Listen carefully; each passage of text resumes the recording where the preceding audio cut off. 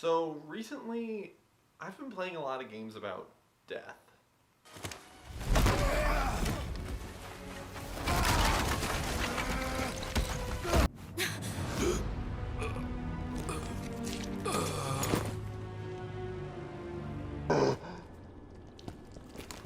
Marvin! Oh no.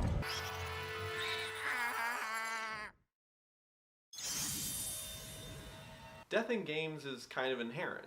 Everything has to have some sort of fail state. Whether it's Mario missing a jump or Leon Scott Kennedy being eaten by zombies, it's pretty much in every game. Rarer though are video games about death. As games have become an elevated form of art over the past years, they have tried to take on weightier topics. But few have tackled it in a way that Persona 3 or The Last of Us have. Or really, I mean their sequels. Because their sequels, Persona 3 The Answer and The Last of Us Part 2, are about something far less covered. What comes after for the people that you leave behind. Now, before I get started, I want you to know exactly where I'm coming from. The Last of Us has been one of my favorite games of all time from the instant I've played it. I think Ellie, the game's lead, is my favorite fictional character ever made. I've played Personas 1, 3, 4, and 5, and I genuinely believe that both of these games, The Last of Us Part 2 and Persona 3 The Answer, are stone cold masterpieces. Now, both of them have their fair share amount of criticism online over the past few years, and very recently for The Last of Us, and I'm also taking it upon myself to defend them because I think they're both amazing. Full spoilers for Persona 3, The Answer, and both Last of Us up ahead.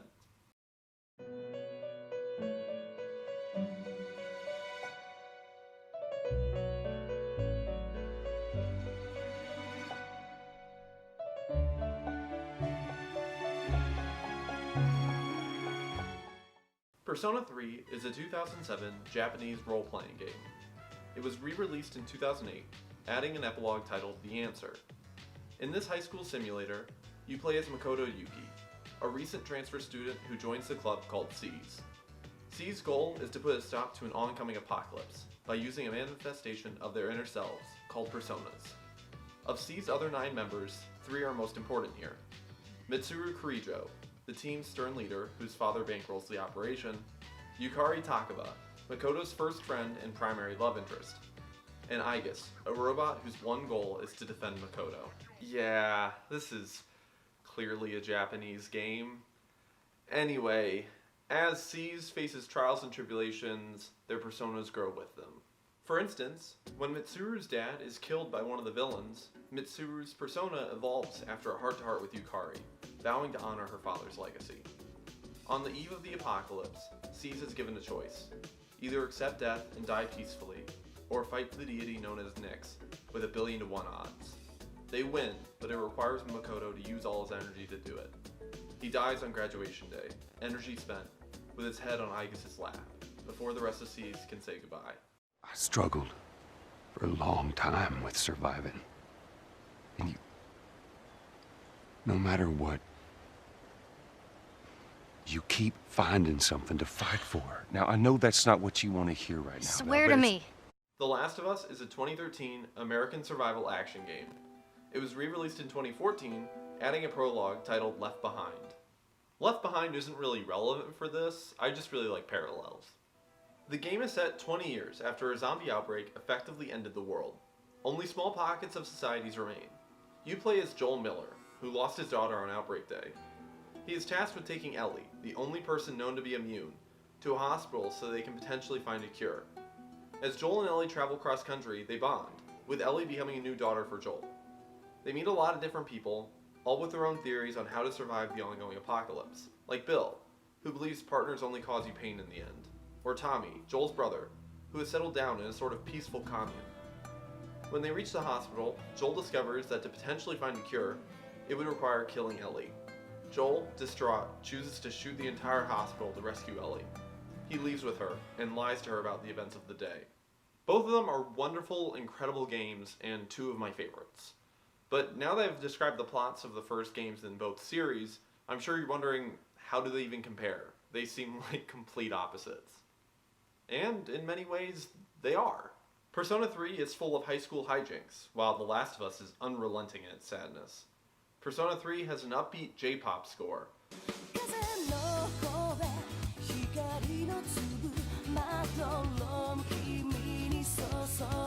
while The Last of Us has haunting Americana. What are you doing? It's all right. Come here, come here. Hey, hurry up, come on.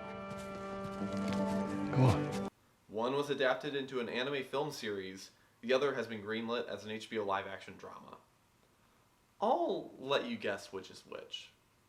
But the reason I'm comparing them is that both of them are only half of the story. Both expand and grow on the themes present in their original games, and both seek to answer the question I posed earlier. How do you get over the early death of a loved one?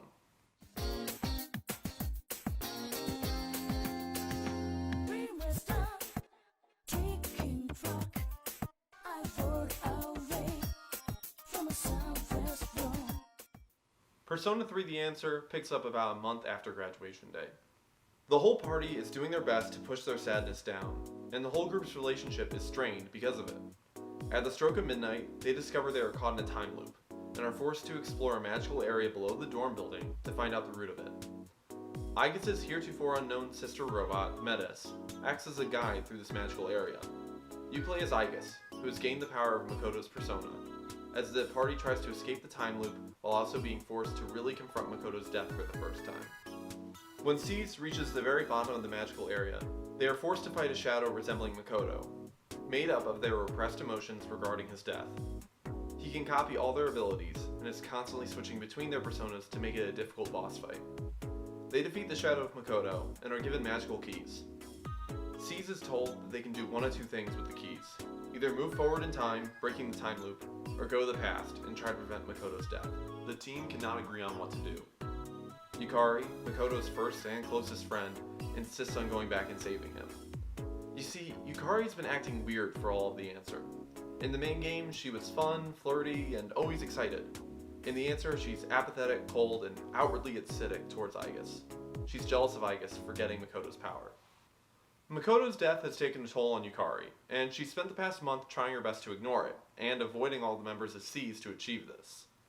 When the team can't agree on what to do, they have to fight it out, with Mitsuru staying by Yukari's side for an unknown reason. May your survival be long. May your death be swift. The Last of Us Part 2 picks up about 5 years after the first game.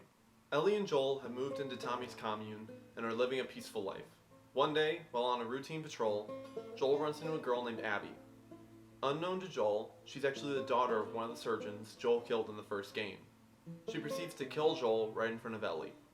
Ellie vows revenge against Abby, as does Tommy. Tommy beats Ellie to Seattle, where Abby is located. Along the way, Ellie leaves behind all of her traveling companions, including her pregnant girlfriend Dina, on her quest to find Abby, which has her cutting a warpath through the city, killing others that were there for Joel's killing. She swims through a storm, tears apart a hospital, anything. When she arrives at the aquarium where Abby should be, all she finds are two people close to Abby, named Owen and Mel. When they won't give up Abby's location, they both die in the following struggle, along with Mel's unborn child. Ellie still can't give up the idea of finding Abby, but Tommy talks her out of it. Back at their base, Abby launches a surprise attack as revenge for Owen and Mel's deaths. Abby kills one companion and has Tommy and Ellie pinned. Abby yells at Ellie, We let you both live, and you wasted it! and the camera dramatically switches. You're now playing as Abby. If you take my sisters, she may lose her life. What do you mean? You're only thinking of what's best for you. Aigis, having defeated the rest of Cease, now just has Yukari and Mitsuru to fight. Before their fight, Yukari turns the acidity up to 11. She's going after everyone else's viewpoints, seeing them as selfish, and criticizes Aigis for not really having a stance on what to do with their keys. After you defeat Yukari, she breaks down in tears, confessing that she just wants to see Makoto again. She made a promise in her heart to stay strong and try to keep his ideals, but she can't stay strong, and she just wants to see him again. It's my favorite scene in the Persona series. Mitsuru then approaches her and reminds her of the time Yukari helped her after her dad's passing. She tells Yukari that it's one of her most cherished memories, and that she stood by her because she vowed to always put Yukari's needs above her own. She tells her that you can't ignore the past. All you can do is pick yourself up and move forward. That Cease will get through it together. through some shenanigans, they decide to go back to see Makoto's passing to see what really happened, before deciding on how to use their keys. When you play as Abby, you see just how close she was to her father, and how distraught she was when Joel kills him. She strains all of her relationships the past 5 years just trying to find a way to hunt him down. And when she does kill him, her life is depressingly the same. Her father isn't magically back. Owen, the man she loves, is still with his girlfriend Mel. When she stumbles on some runaways from a rival faction, siblings Yara and Lev, she finds herself unable to let go, and feels a need to protect them. When they get stuck in a conflict between their two factions, Yara is killed, and Abby and Lev escape to the aquarium, only to find Owen and Mel dead. We then catch up to the present day, and understand Abby as she squares off with Ellie. Abby and Yukari embody interesting spaces as central antagonists. In Yukari's case, she's your friend during the game. You watch her grow and change, and you face the apocalypse together. She's faced down a bunch of her own personal demons, but now she's facing one she can't face alone, and she's lashing out because of it. You don't want to fight her, you want to help her. Abby, meanwhile, is someone we hate from the get-go. After all, in the first hour of the game, she murders us, Joel, the character we played as for the entire first game. How can you not hate her? But then you see what made her this way. How different is she really from Ellie? Both of them just want justice for their fathers. And violence begets violence begets violence. You grow to care for her and feel for her the same way you do for Ellie. From her pining for Owen, to the care that she gives her teammates, to her compassion for Yara and Lev, you see yourself in her much the way that you did with Ellie. The two end up fighting twice during the game. The first time, you're playing as Abby, and so naturally you're afraid for Ellie's safety. It's a difficult fight. Ellie is much smarter than any other human you've encountered, which feels appropriate. It ends with Abby being given the upper hand, but Lev and Dina show up and interrupt the fight. Upon learning of Dina's pregnancy, Abby relents, and tells Ellie that she never wants to see her again. Whether it was Dina reminding her of Mel, or Abby foresaw the cycle of violence continuing, she finally learns her lesson, that her violence against Joel solved absolutely nothing, and killing Ellie will similarly achieve nothing. This is Laura Bailey, Abby's actress, on Abby's decision. You know, that rage is gone. It doesn't do anything. It's pretty amazing to get to that place, I think, after everything that they've been through. It sucks that you had to go through all of it to find that place, and hopefully Ellie will find that too. Despite being given mercy by Abby, Ellie can't let it go. She still sees Joel every time she sleeps. Dina tries to convince her to get help, but Ellie is convinced that killing Abby is the only solution. She tracks Abby down and finds her captured by another rebel group in California. Even though she frees her, she initiates a fight. This time he plays Ellie, and it's truly a harrowing boss battle. I actually died multiple times during this fight because I couldn't bring myself to attack Abby. I was so scared of what Ellie was going to do in the moment. But before she kills Abby, she remembers Joel and a happier time and relents. She, too, comes to realize that nothing will bring Joel back. And more importantly, that this isn't what he would have wanted. If somehow the Lord gave me a second chance at that moment, I would do it all over again. When Seize returns to the apocalypse, they see what Makoto did. He sacrificed himself to become the Great Seal, a door to prevent the apocalypse from ever coming again. Persona has this feature called social links, where you spend time with friends, and from doing that you gain stronger personas.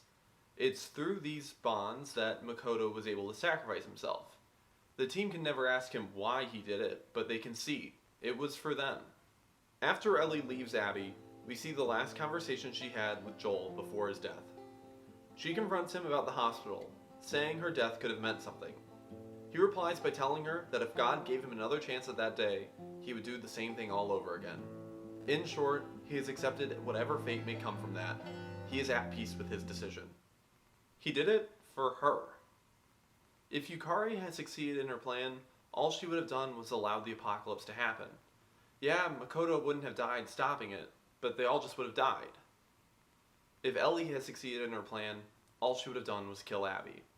Joel wouldn't magically be back, and she wouldn't have actually gained any justice for him. She just would have lost herself because she lost Joel. The game ends with Ellie returning home, but the house empty and Dina gone, it being too late to show that she had changed. The game ends with Seize ending the time loop. Aigis still wants to return home to her laboratory, but Yukari reaches out to Aigis and offers to be her roommate at school the next year. Aigis accepts. Oh, Ellie.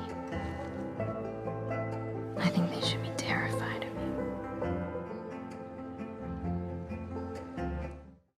Since both games involve the death of the player character from the first game, it's no surprise that you switch characters for the second game. What this does, however, is make it very clear that the story that's being told is really about the second character. Aigis' shift towards humanity is an ongoing theme through both games. At the end of The Answer, she discovers that Metis, the robot they claim to be her sister, is actually a manifestation of her suppressed emotions. Please, just go with it. It's confusing. Aigis had to learn how to become a human twice. Once to care for Makoto, and the second time because caring for him became too much. Her one goal in life is protecting Makoto. Without him around, she becomes rudderless. She finds it far easier to suppress her emotions, to become the robot everyone thinks she is, than to actually find something else to care about. The first Last of Us is, as I stated before, about Joel and Ellie's relationship. Joel trains Ellie for the real world. Prior to the start of the game, Ellie lived in a quarantine zone under martial law. So, while safe, she was unprepared. On their trip across the United States, from Boston to Colorado, Joel teaches her to defend herself and depends on her. Ellie's mother died in childbirth, and has never mentioned her father.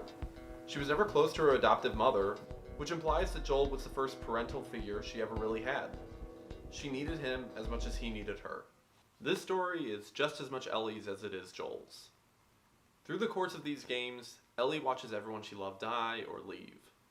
Before the beginning of The Last of Us, she watches her best friend Riley die to a zombie bite.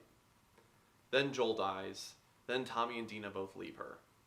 But I still believe it ends on a hopeful note, with Ellie seeing the correct path forward and how to live it.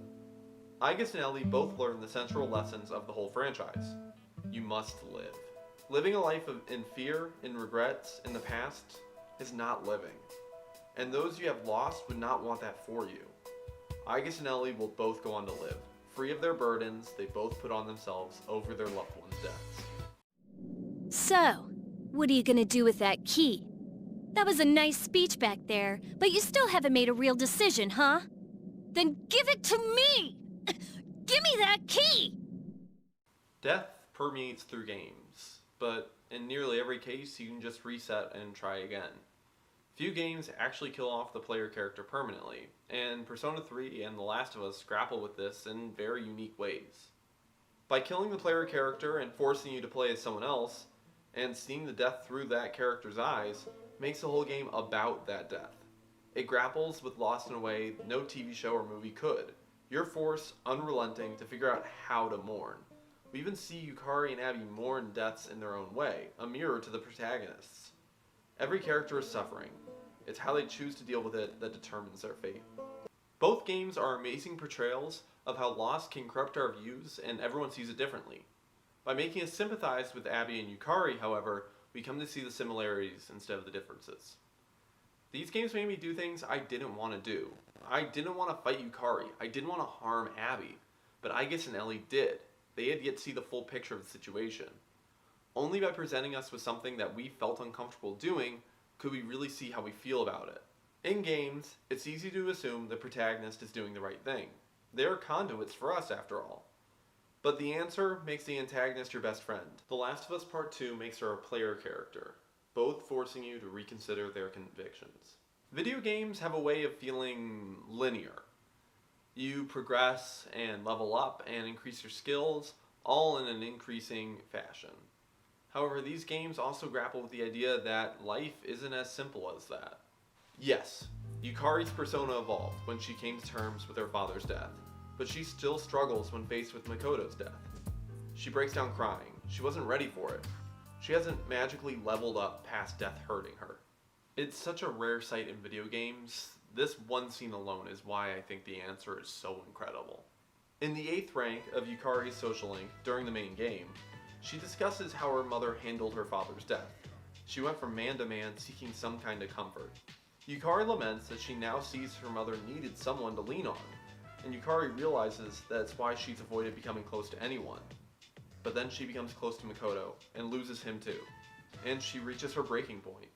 Much like Aigis and Yukari, Ellie is unable to level up in this way as well. After Abby spares her, Ellie returns home, and in pretty much any other game, this would be the resolution. But we see Joel's death continue to plague her.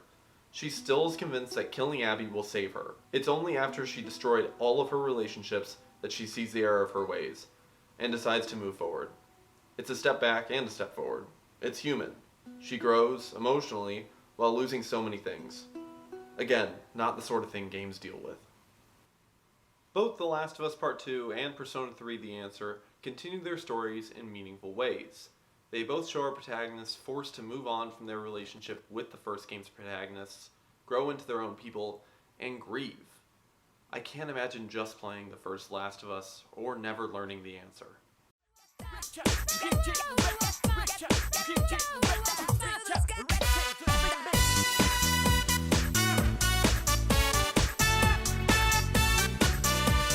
Okay, I just realized something. Not only does Laura Bailey play Abby in The Last of Us, but she also plays multiple characters in Persona. Is she the link here? If I dig through her other games, will I be able to find more things to support my argument? Like, what if I play Nier? Is Nier gonna have the answers for me? Start making sense, you rotten book, or you're gonna be sorry. Maybe I'll rip your pages out one by one, or maybe I'll put you in the furnace. How can someone with such a big smart brain get hypnotized like a little huh? Oh, Shadow Lord, I love you, Shadow Lord. Come over here and give Vice a big sloppy kiss, Shadow Lord. Now pull your head out of your and start helping us. You know what? I think I'm good.